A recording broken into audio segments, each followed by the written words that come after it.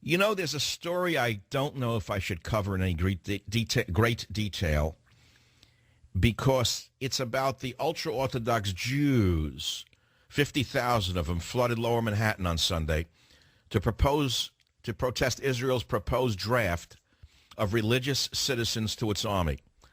The Orthodox Jews took up a stretch of 10 blocks with 19th century clothed demonstrators standing behind police barricades amid tight security. Organizers kept to tradition with men and women in separate groups, as they all are at religious events, because as you well know, women are not allowed to be near men amongst the Orthodox. They're not considered exactly a second-class citizen, but let's put it to you this way. They're not allowed around the men. So I look at this, and I see a sea of black hats in lower Manhattan. I say, why are they bothering to protest here? Why don't they protest in Tel Aviv and see what the parents of boys who died so they can shuckle and jive in the synagogues feel about it? Why don't they go and do their thing over in Tel Aviv and complain to the secular Jews who they hate so much, who fight so they can have the freedom to pray 24 hours a day and not work for a living, I say to myself. And so I got a little worked up over it. Is that something you want to talk about? Now, if you are a member of this Satmar clan, or sect, if you want to call it that, the ultra-Orthodox Jewish community that doesn't think your young men should be drafted in the Israeli military, give me a call and tell me why. And it said that one of the Israeli Orthodox community said this. He said, these kids, a lot of them don't know how to hold a gun. They don't know what physical warfare is. And my answer is, duh. That's why they should be drafted. You see, because the so-called secular Jews who you spit on in Israel, they're the ones who do hold a gun. They're the ones who died so that you could pray. And that's why your sons must learn how to hold a gun, Rabbi. And that's why your sons should learn what physical warfare is, Rabbi, is what I'd like to say. And then he goes on and says this. Their whole world and their whole lifestyle is peace and love and in doing mitzvahs. He said, using the Jewish word for good deeds. He went on and said, and you take a bunch of kids out of the environment where they come from. In my eyes, it's wrong. Well, you know what, Rabbi? In my eyes, it's long overdue. And also, you should go protest in Tel Aviv, not in New York. What does this have to do with us? Why are you protesting the Israeli draft in New York City? Tell me why. Well, here's one answer. Peggy Blyer, an interior designer from Brooklyn, said, we're all united against military service for religious men in Israel because it doesn't allow for religious learning. The Israeli government is looking to destroy religious society and make the country into a secular melting pot. That's totally fraudulent rubbish. In fact, in the past, there were some very religious Israelis who were also paratroopers and members of the IDF. And they jumped out of airplanes with a Bible in one hand and an Uzi in the other. This is nothing but craven lies. And it's long overdue that the religious who live off the land in Israel ought to do what the secular Jews who they spit at do, which is protect themselves. That's my opinion. What's yours? And then I stumbled upon a story that seems to have gained a lot of callers, and that is this. Thousands of ultra-Orthodox Jews flocked to lower Manhattan to protest Israel's proposed draft of religious citizens to its army. It was in the Daily News, New York Daily News. And the gathering took 10 blocks. 10 blocks of dark-clothed demonstrators marching and to complain about the mandatory draft that's being instituted in Israel. Now, my point is, why are they protesting here in New York? Why not in Israel? And the answer to me is quite clear, because the Israelis wouldn't put up with it. The mothers who lost sons to the wars of survival wouldn't really appreciate the 50,000 Satmar Jews who were saying, hell no, we won't go, to use a phrase from the Vietnam War. I appreciate that they do good work for the world. I appreciate that their whole lifestyle is peace and love and in doing mitzvahs. I appreciate the fact that they study the Bible and the Torah. That's all wonderful. But how does that make sense that therefore you're not going to defend yourselves and you want someone else to die for you? I don't get it. According to my understanding of Torah, which is a body of knowledge within the Jewish religion, according to the Torah, even a religious man is supposed to have a job in the real world. That is why many religious people, for example, have real jobs in the real world. This idea that you only study 24 hours a day and someone else works for you only started 250 years ago in Eastern Europe. And now we're living not in 1815, but in 2014. The fact of the matter is many Orthodox Jewish men study Torah, serve in the armed forces, and also work to support their families. I don't quite understand why these men think that they have a right to not serve in the Israeli military. That's the discussion that we're having right now. So let's begin in Kansas City on KCMO. KCMO. Stu, welcome to the program. Go ahead, please. Hi, Michael. Thanks for taking my call. Listen, you would call me a secular Jew even though I was bar mitzvahed in an Orthodox synagogue. And my take on this, I'm going to condemn this protest even more than you are on slightly different grounds.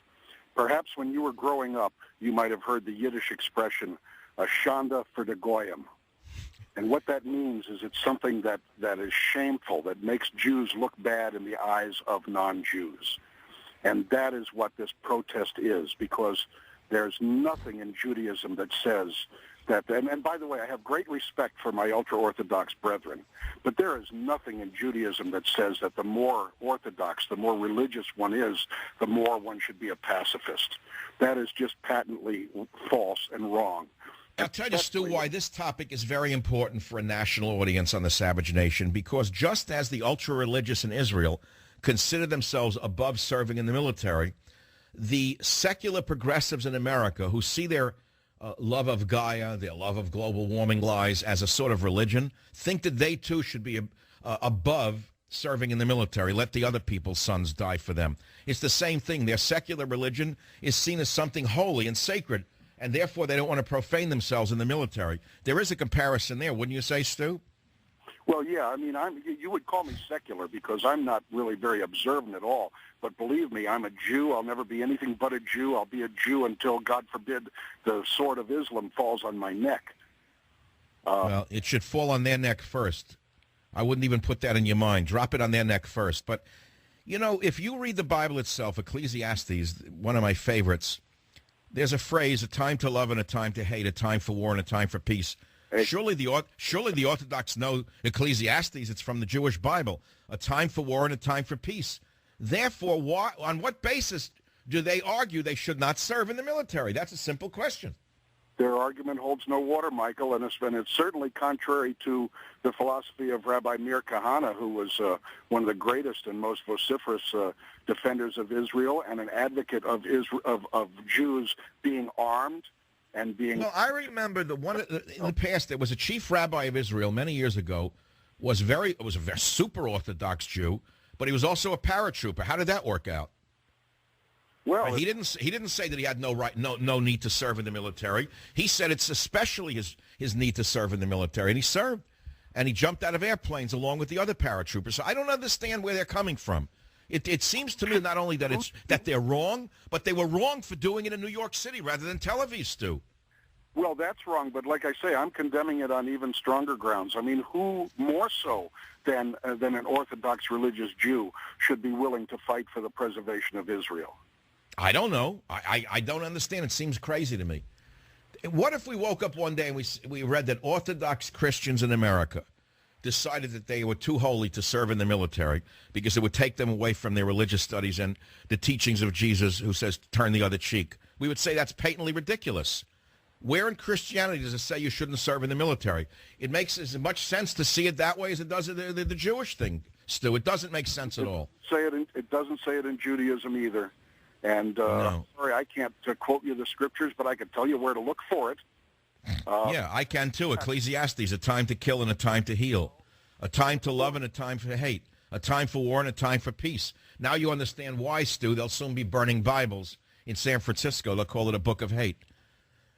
There is nothing better for a man than that he should eat and drink and make his soul enjoy pleasure for his labor.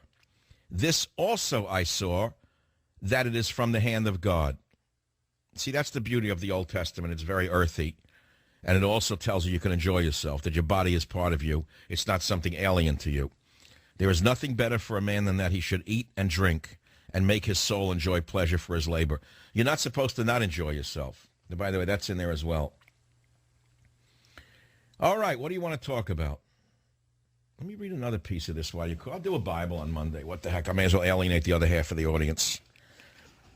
I alienated the religious core of my audience. Now let's go to the non-religious side who'll turn the radio off the minute I read from the Bible. But I returned and considered all the oppressions that are done under the sun. And behold the tears of such as were oppressed, and they had no comforter. And on the side of their oppressors there was power, but they had no comforter. Well, therefore I praise the dead that are already dead more than the living that are yet alive. But better than they both is he that hath not yet been born, who hath not seen the evil work that is done under the sun. How's that for depression? Now, in our day, whoever Ecclesiastes does would have been put into the DSM as a total nut, medicated, put into a straitjacket, and immediately hired by the DNC to go out and recruit other lunatics. I'll be right back. Nation WABC, Moshe, welcome to the program. What's on your mind? Go ahead, please. Hi, I just wanted to argue on, usually I agree with you, but I wanted to argue on this point about the Jews going down. Good. I'd like to hear a rational argument. I'm going to let you talk completely. You have the floor. Okay, the reason that they protested in downtown Manhattan was not just that they protested in America as opposed to Israel. They actually protested in addition to a protest that was going on in Israel. It wasn't simultaneous. It happened about 2 weeks ago, I think. I understand, but what is it that they're saying? They don't want to serve in the military, and it's the first time they're going to have to. So that's the real germ of the discussion. I'll get to that in a second. I just wanted to point out why. No, look, hold it. Moshe, listen to me. I'm not one of your students. You have to listen as well as talk. Give me one reason why Orthodox Jews who live in Israel shouldn't serve in the military. Because they believe that God is protecting them, and they don't need the protection. And I partially... Oh, they believe God is protecting them? Is that how God protected them during the Holocaust? Is that how God protected their grandfathers as they threw them into the ovens with their taluses and their Torahs? Well, some of them happened to survive, right? What was the reason that happened to survive? If you go through history, throughout history, you see that Jews do survive. So, you're proposing such a ludicrous argument that it's actually frightening. It shows a derangement of thinking. You're not denying now that 6 million Jews died in the Holocaust, are you? Of course not. And why did they die? Because they didn't have guns, number one, and they didn't know how to defend themselves, number two. Okay. You know, I have dreamed for years that, like the ancient Taoist monks who were being beaten up and pillaged by bands of robbers in ancient China, they learned how to fight with sticks and rakes and benches. That was the beginning of martial arts in China. Do you know that? I prayed for years that the Jewish people would come to understand that they must also learn how to defend themselves in order to be able to worship God. Okay, they're not saying that there shouldn't be an Israeli army. There are actually a lot of religious people that are in the army. There's even a special religious unit. They oppose the suggestion of the Israeli government that they should require them not to be able to study Torah and must be part of the military. That's what they're opposing. I know what they're opposing, but that makes no sense. Where is it written in the Bible or the Torah that a Jew shouldn't go in the military? It doesn't, but it says that he should devote... Oh, it doesn't. So in other words, your ancestors made up the rules, and now we're supposed to believe it makes sense? No, they're supposed to devote all their time to learning the Torah. That's why... Well, where is it? Who said they're supposed to devote all their time to learning the Torah? Who's supposed to pay for that? I could read you the Hebrew verse. It says you can read all you want, but it's not in the Bible. It's not in the Torah. It was written by a rabbi, 250 years ago? No, a lot earlier than that. All right, so let's say 500 years ago. So what, the word of one rabbi now trumps sanity itself? No, it's in the Bible. V'yigisabo yom v'layla. Don't give me the Hebrew mumbo-jumbo, because I can read the Bible back to you. And in the Bible, it says a time to love and a time to hate, a time for war and a time for peace. So what does that mean? Who was that written for? The non-Jews? No, it's written that there is a time for war, definitely. All right, so if there's a time for war, why shouldn't religious Jews fight in it? They should, but the ones that are appropriate for it. Not everybody is up. Oh, in other words, the lower ones should do it, the ones that you look down upon. Well, actually, if you look at the Nach, the Nevi'im, you'll see where David went to war. He only took the people who were at the upper class of Judaism, meaning the holier Jews went to war. So why don't the holy ones go to war now if they're the upper class? All of the great Kohens. Why don't the great Kohens help fight for Israel now? You're surrounded by people who would like to annihilate the Jewish state itself, and you have the nerve to sit here and tell the world on this radio show that you believe God will protect you if there was no military? Yes. Then I would say that you're psychologically damaged if you believe that. I would have to say that that viewpoint is psychologically damaged. Okay, maybe I don't hold a good argument, but that's my belief. No, I'm not putting you down. I'm saying that if you're living in such a closed world that you actually believe if there was no military in Israel and God would protect all of you because you follow his commandments, I would say that you don't know the real world. And that's the danger you're living in. And that's why you must serve in the military, to learn the real world. Okay, well, look. You have to learn that the people around you hate you, would like to annihilate you. They'd like to wipe you off the planet. How could you not understand that? Yet we the Jews still exist. Why is that? That's a specious argument. The reason is because others died so you can still exist. How were the concentration camps liberated? Who liberated the concentration camps so that some could survive? Who liberated the camps? Messengers of God. It was the American army. Well, it was the American army and the Russian army, to be very, very specific. It was the Russian army first and then the American army in some cases. How many Russians died to take Berlin? 400,000. 400,000 Russian soldiers died in the last Battle of Berlin. 400,000 to squash Nazism. So what's the point? The point is that men died so your ancestors could be free. But it came at a very high price. The price was blood and life itself. Let's turn it around. Why do you suppose the Israelis are saying, you Orthodox Jews live here, you do very well here, why shouldn't you serve in the military? Why are they saying that after all of these years? They always had an exemption from the military. Some of them went voluntarily and some of them didn't. They always had an exemption, but they're saying the exemption should be over. If their son could die for Israel, why shouldn't your son fight for Israel? Okay, maybe I don't hold a good argument, but it's still what they're... I'm not here to make you feel uncomfortable or make you look ridiculous. That would make me a cruel man, and I'm the furthest thing from a cruel man. But I worry about the Jewish people if this is the best you can think of. All right, it's a short argument, short segment. Let's go back to WABC in New York. Menachem, please make your point of why Orthodox Jews should not serve in the Israeli military. That is not the point. That's the problem. Orthodox Jews that do not sit and learn should serve, and this was understood by the first Prime Minister. Say the Orthodox Jews who what? Should serve? Who do not sit and learn should serve. And who not sit and learn? But why is studying the Torah incompatible with defending your nation? It is, to the religious Jews, the belief is that studying Torah... Right, let me give you something for the religious Jews. The Obama administration just says there's no need for the Palestinians to recognize Israel. Did you read the non-religious newspaper and read that? I did not read it, no. Oh, well, let me read it for you since you're lost in your own world. A top Obama official this weekend told the Palestinian Al-Quds newspaper that there is no need for Palestinians to recognize Israel. And now you have Orthodox Jews marching the same weekend saying, hell no, we won't go. Okay, you put two and two together. You know what you come up with? A zero. A zero. No need to recognize Israel, says John Kerry's